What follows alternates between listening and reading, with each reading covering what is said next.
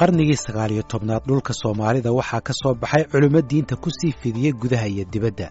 Culimadaasi kuwa ugu caansan waxaa ka mid ahaa Sheekh Aweys bin Moxamed bin Bashiir ama Sheekh Uweys Al-Qaadiri oo dhashay sanadkii 1846 iyo Sayid Maxamed Cabdulla Xasan oo dhashay 1865 inkastoo sanadaha ay dhasheen labadan sheekh lagu kala aragti duwan yahay. waxyaabaha ay ka sinaayeen labada sheekh waxay ahayd inay diinta yaraanta ku barteen markii dambena ay u boqoleen jasiiradda carabta si ay u horumariyaan aqoontooda diinta waxayna soo laabteen dabayaaqadii qarnigii 19aad iyagoo iskaga mid ah mabda'a fidinta diinta balse meelaha qaarkood fikirka ku kala duwan. Allahu dhul jalal huwa ma'buduna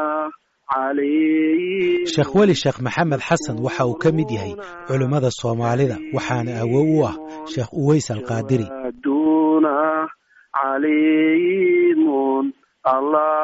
toban sano wax ka yar ayuu Sheekh Uweys ku xafiday Qur'aanka Kariimka ah 8 jirna waa la sheegaa 7 jirna waa la sheegaa afil ku noqday muddada yarta 10 ka hoose sida la og yahay caruurta Qur'aanka ku xafida 10 wax ka yar inta badan waxaa lagu arkaa waxyaalaha gaa'ib ah sheeyaala khawaariqul caadaad ah ay la yimaadaan taasa tusaale u ah 10 sano hadii ilmaha ay ku xafidaan Qur'aanka wax ka yar. markii ugu horeysay uu soo shacbaxo goormay ahayd markuu sheekhu bartay culumtii fiqhigii Imaam Shaafici iyo axaadiithii kitaabkii minhaajka iyo dhammaan markuu bartay iyo kadib ayaa Sheekh Uweys wuxuu u xireystay يعني بغداد ayuu u xireystay caasimadeeda ee dalka Iraq caasimadiisii Baghdad halkaas ayaa wuxuu kala kulmay sheekhiisii Sheekh Mustafa bin Said Salman Sheekh Mustafa Al-Qaadi. markii uu dalka ku soo noqday Sheekh Uweys Al-Qaadiri waxa uu la soo laabtay isagoo xambaarsan hadaf weyn oo ahaa fidinta diinta. Professor Maxamed Mukhtaar waxa uu taariikhda Afrika iyo tan Carabta ka dhigaa jaamacadda Savannah State University ee gobolka Georgia. waxa uu ka mid yahay taariikhyahanada sida gaarka ah u darsay Sheekh Uweys Al-Qaadiri. wuxuu soo noqonaya Sheekh Uweys 1882 buu ku soo noqonaya dalka asigoo soo maray meelyo badan oo geeska Afrika Harar oo kale Qulunqul oo kale Baraaw ku soo noqonaya markuu Baraaw yimaado de wuxuu sitaa wax la yiraahdo ijaaza waa degree yani dariiqooyinka khaliif kastaba markuu qof khaliifaayo wuxuu siiyaa ijaaza wax la yiraahdo macnaheeduna waa literally waa adigoo de degree dhameeyay jaamacad baad ka baxday ama masters baad samaysay marka waa master qof oo wax soo bartay dariiqadii shahaadadeedii buu wataa shahaadada waxaa ka mid ah yani oo aan laga murmi karin waxaa la soo siinaya Baghdad baa laga soo siinaya khidmigii ama timbrihii dariiqada waxaa la soo siinaya silsiladii dariiqadii uu meeshu ka gali doona asiga waxaa la soo siinaya calankii dariiqada iyo mariyuhu qaadan lahaa iyo waxaa la soo cartoon waxyaabo badan baa jira oo lagu cadeynayo dariiqadu ninka khaliifka ka ah. Sheekh Uweys waxaa lagu tilmaamaa inuu ka mid ahaa culimadii sida weyn ugu faafisay diinta wadamada Afrika ee kulaala badweynta Hindiya. waa kan mar kale Sheekh Weli Sheekh Maxamed Xasan oo uu awow u yahay Sheekh Uweys Al-Qaadiri.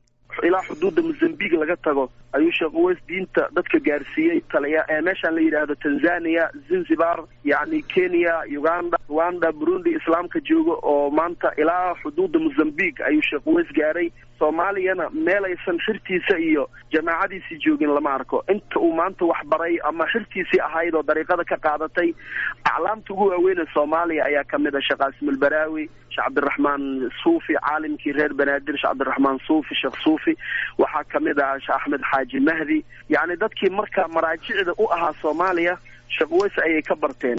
dhowr sano uun kadib soo laabashadii Sheekh Uweys Al-Qaadiri waxaa isna waddanka dib ugu soo noqday Sayid Maxamed Cabdulla Xasan oo ku maqnaa dalka Sacuudiga muddo 5 sano ah.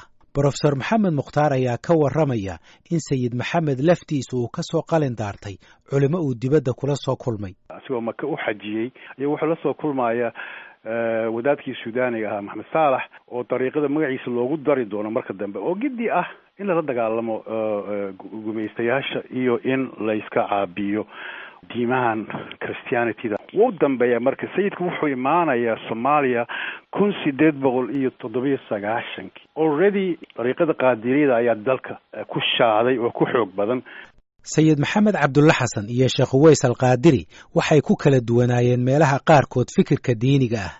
taariikhyahanadu waxa kale oo ay sheegaan in kala aragti duwanaantu aysan ku koobnayn diinta, balse sidoo kale uu jiray tartan ka dhexeeyey labada sheekh iyo weliba qaabka loola dagaalamayo gumaystayaasha. axmed faarax cali idaajaa waa qoraa, waxa uu ururiyaa taariikhda iyo suugaanta Soomaalida, waxaana uu idaacadda VOA u sameeyaa barnaamijka dhaqanka iyo hiddaha. waxa uu si gaar ah u darsay taariikhda suugaantii sayid maxamed cabdulla xasan. khilaafkii u dhexeeyey waxaa fasiraya waxa weeye iska horimaadka ugu horreeyey wuxuu ka dhacay magaalada la yidhaahdo Berbera markii sayidku isagoo 5 sano ku maqnaa Maka oo Sheekh Maxamed Saalax ay soo arkeen oo uu hadda ku muriid u noqday uu ka soo degay magaalada Berbera. magaalada Berbera markaas waxay ahayd magaalo aad yani waxyaalahan booming oo xagga maaqaanti yani ganacsiga doomaha Hindiga ayaa toos u imaan jiray, aad baa loogu ladnaa markaa sayidku markuu yimid yani waxyaalaha la maqli jirin iyo arrimo cusub ayuu soo geliyay wadankii. waxaa kamid ah mesela inuu yidhaahdo qaadku waa xaaraan, inuu yidhaahdo masaajidada ka yidhaahdo khaasatan masaajidka Turkiga oo qadiimka ahaa, inuu yidhaahdo tawaakadu waa xaaraan, inuu yidhaahdo lama cuni karo waa xaaraan, inuu yidhaahdo barida haddii aad ku idaha layskama badiyo, haddii layska badiyo xaaraan bay noqonaysaayo yani waa lagu xanuunsadaa. waxyaala cusub oo dadku aysan maqli jirin oo culimada ka maqli jirin ayuu markaa ku dhawaaqay magaalada Berbera. muran buu geliyey, muran diimeed baa yimid. markaasaa maalmaha ka mida nin la oran jiray Xaaji Ibraahim oo reer Berbera ahay oo ganacsado ahaayo haddii alla ku roonaya asalkiisu reer Bulaxaar ahaa laakiin Berbera soo degayo ninkaasaa wuxuu casumay marka culimadii markaa joogtay oo qaadiriyada ahayd iyo sayidka. waxaa jiri jiray wax la yidhahda munaadaro oo ah iska horkeen laba mabda oo iska soo horjeeda ragga kala wata oo markaa loo garnaqo la yidhahdo hebelow hebel waa kaalay. Xaaji Ibraahim gurigii markuu goglay oo culimadii isugu yeeray culimo badan, sayidka ka soko waxaa yimid oo qaadiriyada wakiil u ahaa Sheekh Cabdullaahi Caruusi la oran jiray iyo Sheekh Madar iyo sakaro saas. munaadaradii baa bilaabatay, waa la wada hadlay. wuxuu yidhi ninka la yidhahdo sayidku wuxuu yidhi zaman kasta wuxuu leeyahay qudbi waa waxa qaadiriyadu suufiyadu ay u taqaan muxidig ifweyn oo kale ayaa zaman walba jira. وأنا قطب هذا الزمان بيقولوا زمن كان ما أنت اللي تسويه أنا قطب واحد.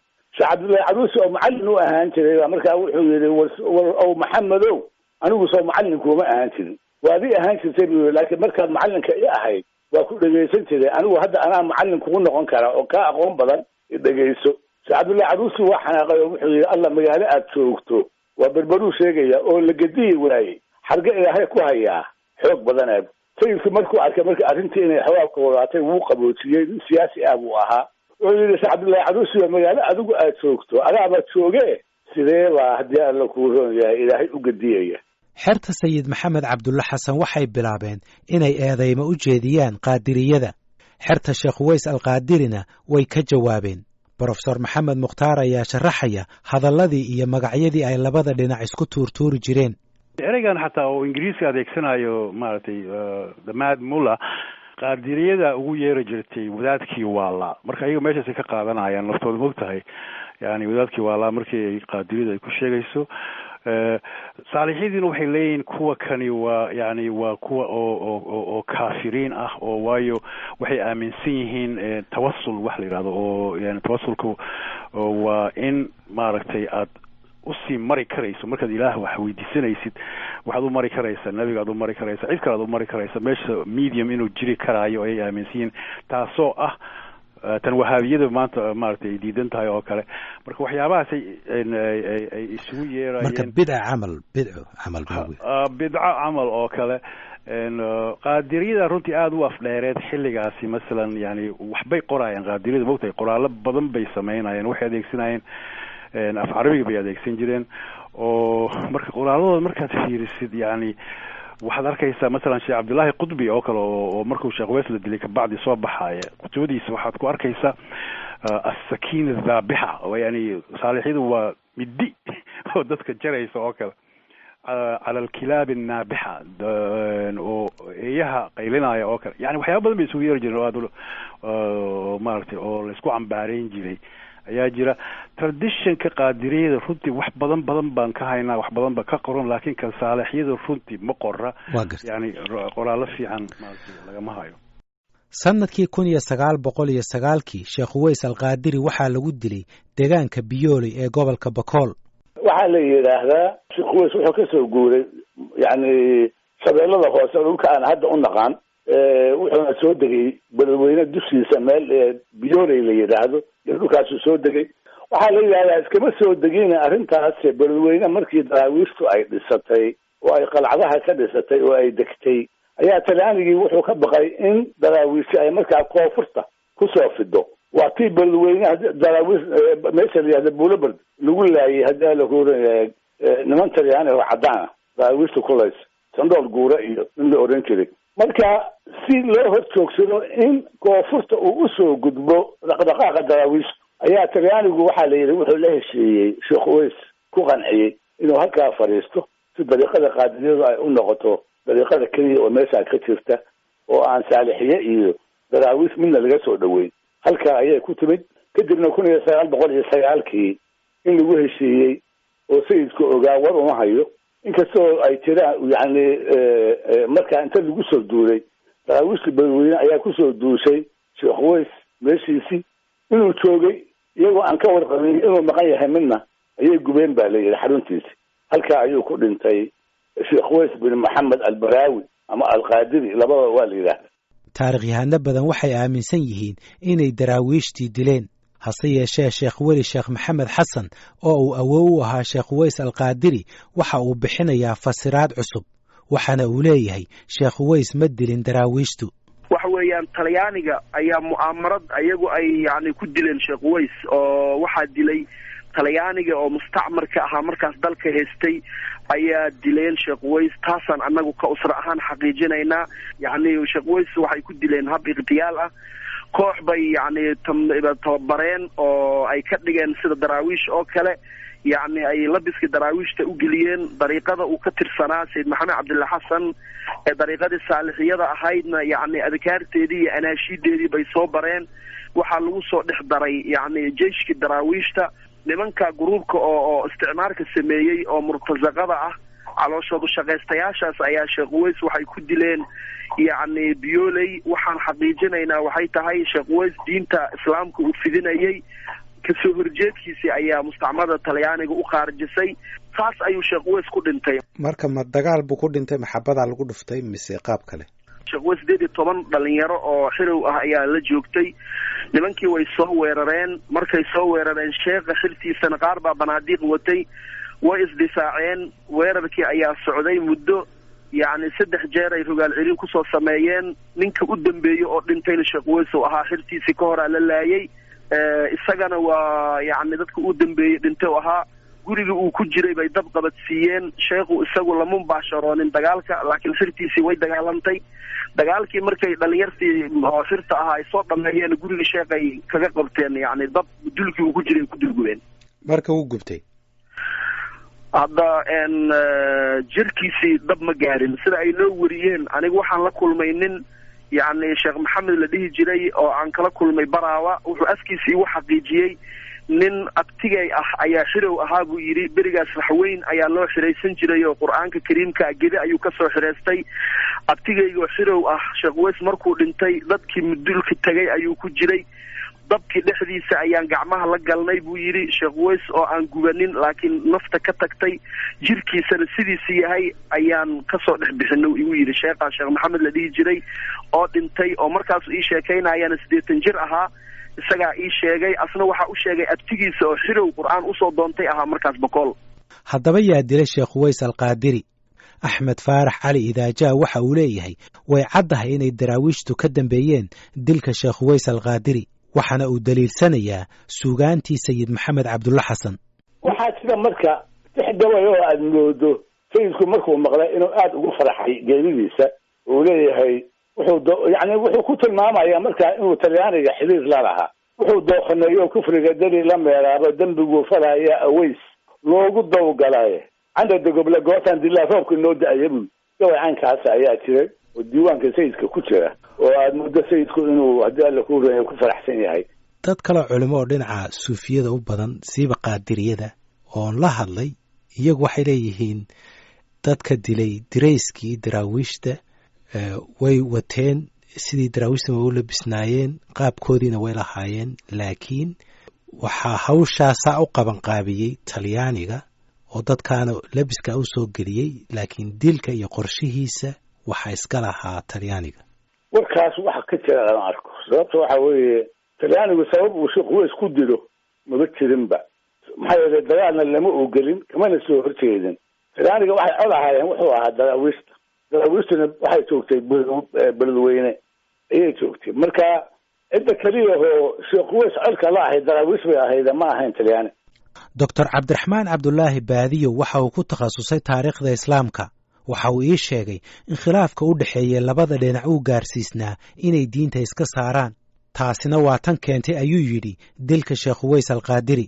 sayidku wuxuu rumaysnaa asugu inuu ka yahay dalka Soomaaliya ruuxii madaxda muslimiinta ahaa ruux kastoo isaga aan raacinna wuxuu ahaa ruux joogaya oo la diriraya sidaa darteed marka sidaas ayaa waxaa uga abuurma calaaqaad xun ayaa ka abuurma marka waa la isgaaraysiiyey sida hadda adduunyada haddaba ka dhacda dadka markay isdiriraan ee dadka diinta islaamka ah markay colaadu ay kululaato waxa waaye diinta la iska saaraa marka qaadiriyaduna diintay ka saareen saalixiduna diintay ka saareen maxaa jira laba ruux oo muslim ahoon diinta muslimka iskula jira oo diin sheeganaya maba isdili karaan ilaa inay isgaalaysiiyaan oo ruuxaas waa gaalo la yidhaahdo oo lagu justifikaariyo dilka la dilaayo sidaasaa marka waxa waaye ayaa nimankan qaadiriyadu waxay ahaa niman si nabad ah diinta u fidiya gaar ahaan koonfurta Soomaaliya ka hadlaynaa sheekh Uways al-Baraawi iyo xadkiisii waxa waaye si nabad ah oo tartiib u socosho ah ay dadka diinta u gaarsiinayeen sayidkuna waxa waaye waa hubaysnaa qoryo haystay dagaal ku jiray isticmaalku la dagaalamay waxa ku la dagaalama wax la wixii ka soo horjeestoon asaga raacin oo asaga aan aqbalin inuu hogaankii muslimiinta Soomaaliyeed inuu yahay halkaas marka waa la isku dhacay sidaas darteed ayaa waxa waaye sheekh Uways al-Baraawi ayaa waxa lagu dilay marka meeshan hadda biyoolay la yiraahdo saasay ku dhacday marka waxaan u maleeyahay aniga inaan laga beesheegi karin colaadda ka dhaxaysay qaadiriyada iyo saalixida waqtigaas. sayid maxamed cabdulle xasan waxa uu dhintay 20kii December 1920 waxaa la aaminsan yahay inuu u dhintay xanuunka kaneecada hase yeeshee geeridiisa ka hor waxaa jebiyey gumaystihii Britain xilligaasi oo sayid maxamed cabdulle xasan uu u baxsaday deegaanka Iimey halkaasi oo lagu aasay hase yeeshee khubarada Soomaalidu waxay aaminsan yihiin in laga saaray goobtii lagu aasay sanada ka hor kadibna la geeyay deegaan lagu magacaabo Jarjari oo ku yaala Itoobiya. khubarada gobolka ismaamulka Soomaalidu waxay sheegeen in xabaasha uu ku aasan yahay aysan caddayn loona tilmaamay 22 xabaalood midkood kuwaasi oo ku yaala deegaan lagu magacaabo Raydiito oo ka tirsan gobolka Baali waxayna sheegeen in lagu heli karo oo kaliya hidda-raace ama DNA. dhinaca kalena sheekh Uways al-Qaadiri waxa uu haatan mootan yahay 110 sano waxaana uu ku aasnaa deegaanka Biyooley ee gobolka Bokool tan iyo sanadkii 2009 markaasi oo al-shabaab ay qabsadeen deegaankaasi kadibna ay burburiyeen qabrigiisii iyo mawliciisii iyaga oo sida la sheegay wixii ka haray xabaashiisana ku aasay meel qarsoodi ah. Allahu dhul jalaale kariimun intaasi waxaa ku dhan taxanihii ku saabsanaa sida ay diinta islaamku ku soo gaadhay geeska Afrika oo ka koobnaa 4 qaybood.